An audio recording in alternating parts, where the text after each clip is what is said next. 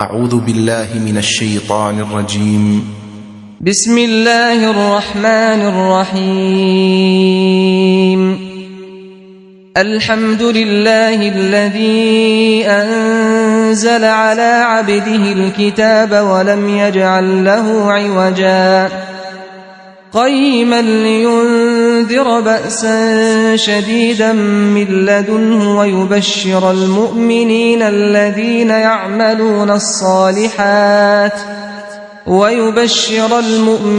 الذين يعملون الصالحات أن لهم أجرا حسنا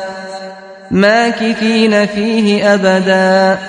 وينذر الذين قالوا اتخذ الله ولدا ما لهم به من علم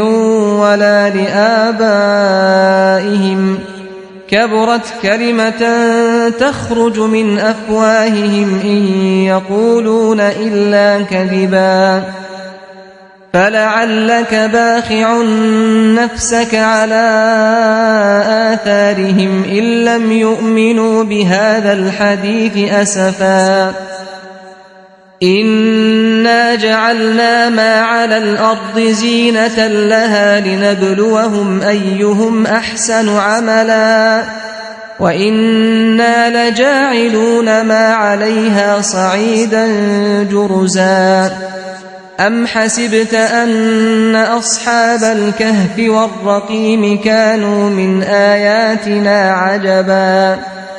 إذ أوى الفتية إلى الكهف فقالوا ربنا آتنا من لدنك رحمة وهيئ لنا من أمرنا رشدا فضربنا على آذانهم في الكهف سنين عددا ثم بعثناهم لنعلم أي الحزبين أحصى لما لبثوا أمدا نحن نقص عليك نبأهم بالحق إنهم فتية آمنوا بربهم وزدناهم هدى وربطنا على قلوبهم إذ قاموا فقالوا ربنا رب السماوات والأرض لن ندعو من دونه إلها لقد قلنا إذا شططا هؤلاء قومنا اتخذوا من دونه آلهة لولا يأتون عليهم بسلطان بين فمن أظلم ممن افترى على الله كذبا وإذ اعتزلتموهم وما يعبدون إلا الله فأووا إلى الكهف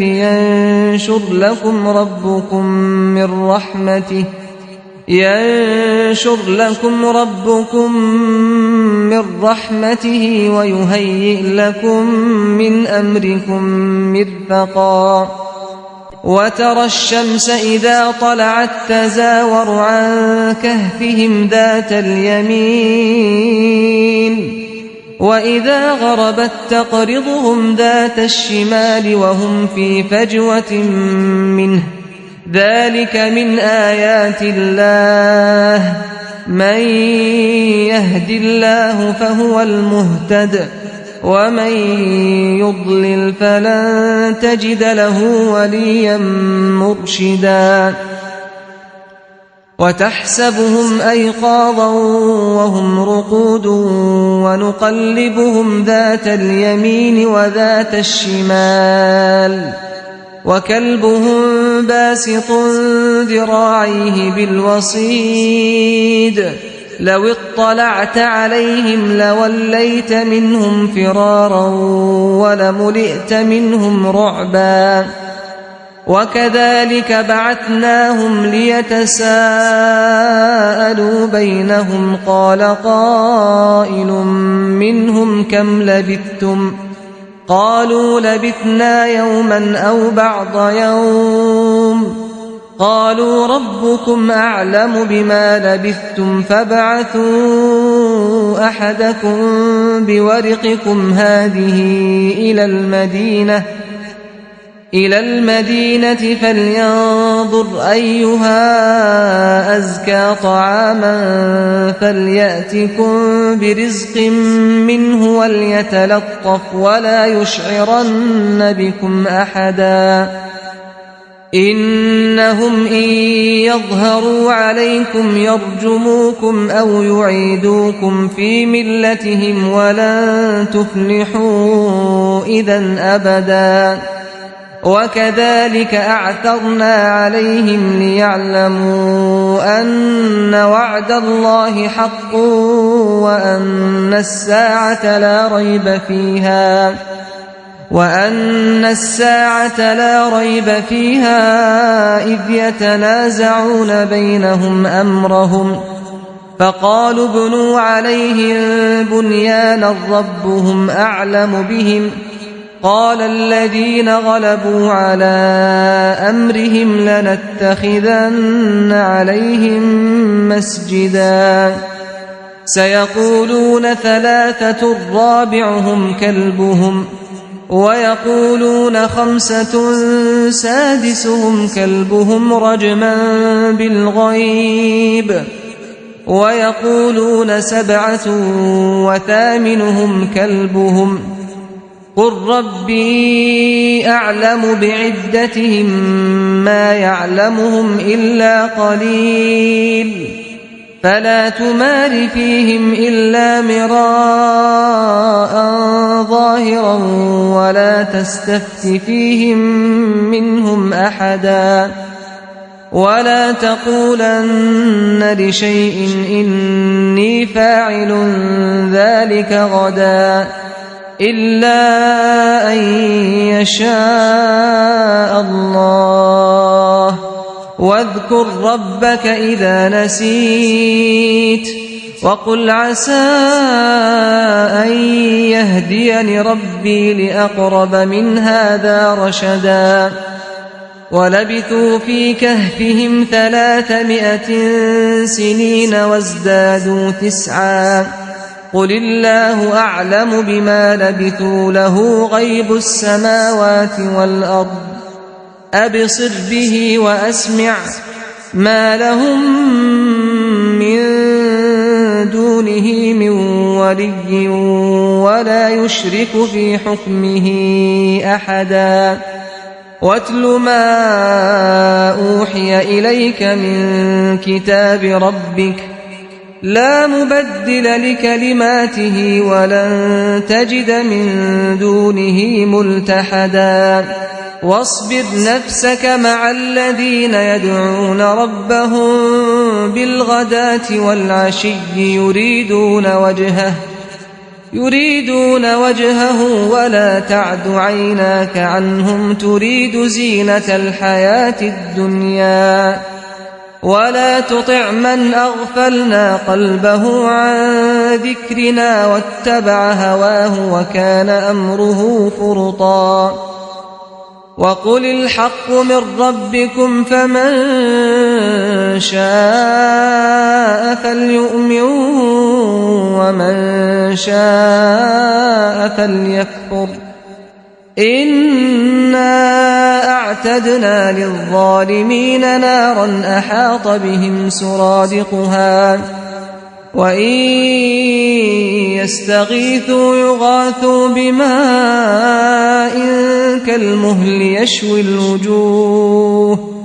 بئس الشراب وساءت مرتفقا إن الذين آمنوا وعملوا الصالحات إنا لا نضيع أجر من أحسن عملا أولئك لهم جنات عدن تجري من تحتهم الأنهار يحلون فيها من أساور من ذهب ويلبسون ثيابا خضرا من سندس واستبرق متكئين فيها على الأرائك نعم الثواب وحسنت مرتفقا واضرب لهم مثل الرجلين جعلنا لأحدهما جنتين من أعناب وحففناهما بنخل وجعلنا بينهما زرعا كلتا الجنتين آتت أكلها ولم تظلم منه شيئا وفجرنا خلالهما نهرا وكان له ثمر فقال لصاحبه وهو يحاوره أنا أكثر منك مالا وأعز نفرا ودخل جنته وهو ظالم لنفسه قال ما أظن أن تبيد هذه أبدا وما أظن الساعة قائمة ولئن رددت إلى ربي لأجدن خيرا منها منقلبا قال له صاحبه وهو يحاوره أكفرت بالذي خلقك من تراب ثم من نطفة ثم سواك رجلا لكن هو الله ربي ولا أشرك بربي أحدا ولولا إذ دخلت جنتك قلت ما شاء الله لا قوة إلا بالله إن ترني أنا أقل منك مالا وولدا فعسى ربي أن يؤتيني خيرا من جنتك ويرسل عليها حسبانا من السماء فتصبح صعيدا زلقا أو يصبح ماؤها غورا فلن تستطيع له طلبا وأحيط بثمره فأصبح يقلب كفيه على ما أنفق فيها وهي خاوية على عروشها ويقول يا ليتني لم أشرك بربي أحدا ولم تكن له فئة ينصرونه من دون الله وما كان منتصرا هنالك الولاية لله الحق هو خير ثوابا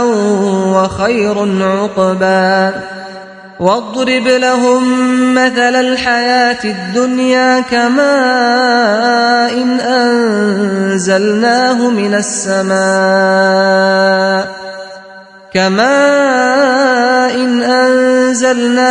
السماء فاختلط به نبات الأرض فأصبح هشيما تذروه الرياح وكان الله على كل شيء مقتدرا المال والبنون زينة الحياة الدنيا والباقيات الصالحات خير عند ربك ثوابا وخير أملا ويوم نسير الجبال وترى الأرض بارزة وحشرناهم فلم نغادر منهم أحدا وعرضوا على ربك صفا لقد جئتمونا كما خلقناكم أول مرة بل زعمتم أن لن نجعل لكم موعدا ووضع الكتاب فترى المجرمين مشفقين مما فيه ويقولون يا ويلتنا ما لهذا الكتاب لا يغادر صغيرة ولا كبيرة إلا أحصاها ووجدوا ما عملوا حاضرا ولا يظلم ربك أحدا وإذ قلنا للملائكة اسجدوا لآدم فسجدوا إلا إبليس كان من الجن ففسق عن أمر ربه أفتتخذونه وذريته أولياء من دوني وهم لكم عدو بئس للظالمين بدلا ما أشهدتهم خلق السماوات والأرض ولا خلق أنفسهم وما كنت متخذ المضلين عضدا ويوم يقول نادوا شركائي الذين زعمتم فدعوهم فلم يستجيبوا لهم وجعلنا بينهم موبقا ورأى المجرمون النار فظنوا أنهم مواقعوها ولم يجدوا عنها مصرفا ولقد صرفنا في هذا القرآن للناس من كل مثل وكان الإنسان أكثر شيء جدلا وما منع الناس أن يؤمنوا إذ جاءهم الهدى ويستغفروا ربهم إلا أن تأتيهم سنة الأولين أو يأتيهم العذاب قبلا وما نرسل المرسلين إلا مبشرين ومنذرين ويجادل الذين كفروا بالباطل ليدحضوا به الحق واتخذوا آياتي وما أنذروا هزوا ومن أظلم ممن ذكر بآيات ربه فأعرض عنها ونسي ما قدمت يداه إنا جعلنا على قلوبهم أكنة أن يفقهوه وفي آذانهم وقرا وإن تدعهم إلى الهدى فلن يهتدوا إذا أبدا وربك الغفور ذو الرحمة لو يؤاخذهم بما كسبوا لعجل لهم العذاب بل لهم موعد لن يجدوا من دونه موئلا وتلك القرى أهلكناهم لما ظلموا وجعلنا لمهلكهم موعدا وإذ قال موسى لفتاه لا أبرح حتى أبلغ مجمع البحرين أو أمضي حقبا فلما بلغا مجمع بينهما نسيا حوتهما فاتخذ سبيله في البحر سربا فلما جاوزا قال لفتاه آتنا غداءنا لقد لقينا من سفرنا هذا نصبا قال أرأيت إذ أوينا إلى الصخرة فإني نسيت الحوت وما أنسانيه إلا الشيطان أن أذكره واتخذ سبيله في البحر عجبا قال ذلك ما كنا نبغ فارتدا على آثارهما قصصا فوجدا عبدا من عبادنا آتيناه رحمة من عندنا وعلمناه من لدنا علما قال له موسى هل أتبعك على أن تعلمني مما علمت رشدا قال إنك لن تستطيع معي صبرا وكيف تصبر على ما لم تحط به خبرا قال ستجدني إن شاء الله صابرا ولا أعصي لك أمرا قال فإن اتبعتني فلا تسألني عن شيء حتى أحدث لك منه ذكرا فانطلقا حتى إذا ركبا في السفينة خرقها قال أخرقتها لتغرق أهلها لقد جئت شيئا إمرا قال ألم أقل إنك لن تستطيع معي صبرا قال لا تؤاخذني بما نسيت ولا ترهقني من أمري عسرا فانطلقا حتى إذا لقيا غلاما فقتله قال أقتلت نفسا زكية بغير نفس لقد جئت شيئا نكرا قال ألم أقل لك إنك لن تستطيع معي صبرا قال إن سألتك عن شيء بعدها فلا تصاحبني قد بلغت من لدني عذرا فانطلقا حتى إذا أتيا أهل قرية استطعما أهلها فأبوا أن يضيفوهما فوجدا فيها جدارا يريد أن ينقض فأقامه قال لو شئت لاتخذت عليه أجرا قال هذا فراق بيني وبينك سأنبئك بتأويل ما لم تستطع عليه صبرا أما السفينة فكانت لمساكين يعملون في البحر فأردت أن أعيبها وكان وراءهم ملك يأخذ كل سفينة غصبا وأما الغلام فكان أبواه مؤمنين فخشينا أن يرهقهما طغيانا وكفرا فأردنا أن يبدلهما ربهما خيرا منه زكاة وأقرب رحما وأما الجدار فكان لغلامين يتيمين في المدينة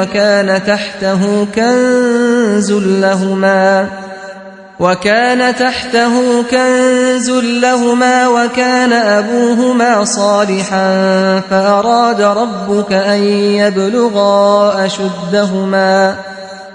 فأراد ربك أن يبلغا أشدهما ويستخرجا كنزهما رحمة من ربك وما فعلته عن أمري ذلك تأويل ما لم تسطع عليه صبرا ويسألونك عن ذي القرنين قل سأتلو عليكم منه ذكرا إنا مكنا له في الأرض وآتيناه من كل شيء سببا فأتبع سببا حتى إذا بلغ مغرب الشمس وجدها تغرب في عين حمئة ووجد عندها قوما قلنا يا ذا القرنين إما أن تعذب وإما أن تتخذ فيهم حسنا قال أما من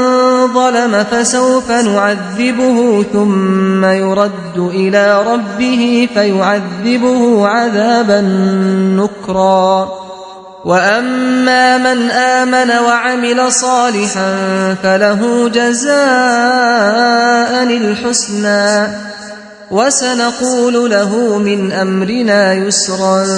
ثم أتبع سببا حتى إذا بلغ مطلع الشمس وجدها تطلع على قوم لم نجعل لهم من دونها سترا كذلك وقد أحطنا بما لديه خبرا ثم أتبع سببا حتى إذا بلغ بين السدين وجد من دونهما قوما لا يكادون يفقهون قولا قالوا يا ذا القرنين إن يأجوج ومأجوج مفسدون في الأرض فهل نجعل لك خرجا على أن تجعل بيننا وبينهم سدا قال ما مكني فيه ربي خير فأعينوني بقوة أجعل بينكم وبينهم ردما آتوني زبر الحديد حتى إذا ساوى بين الصدفين قال انفخوا حتى إذا جعله نارا قال آتوني أفرغ عليه قطرا فما استطاعوا أن يظهروه وما استطاعوا له نقبا قال هذا رحمة من ربي فإذا جاء وعد ربي جعله دكاء وكان وعد ربي حقا وتركنا بعضهم يومئذ يموج في بعض ونفخ في الصور فجمعناهم جمعا وعرضنا جهنم يومئذ للكافرين عرضا الذين كانت أعينهم في غطاء عن ذكري وكانوا لا يستطيعون سمعا أفحسب الذين كفروا أن يتخذوا عبادي من دوني أولياء إنا أعتدنا جهنم للكافرين نزلا قل هل ننبئكم بالأخسرين أعمالا الذين ضل سعيهم في الحياة الدنيا وهم يحسبون أنهم يحسنون صنعا أولئك الذين كفروا بآيات ربهم ولقائه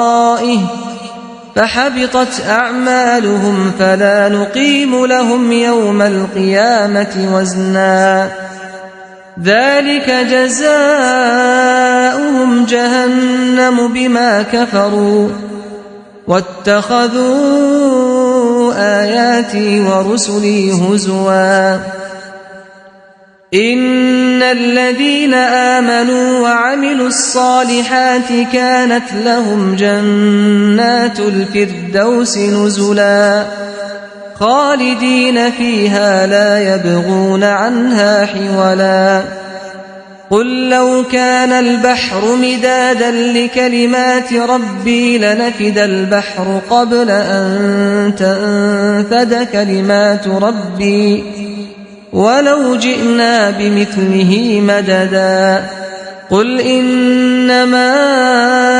أنا بشر مثلكم يوحى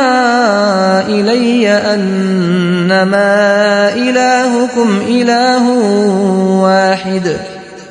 فمن كان يرجو لقاء ربه فليعمل عملا صالحا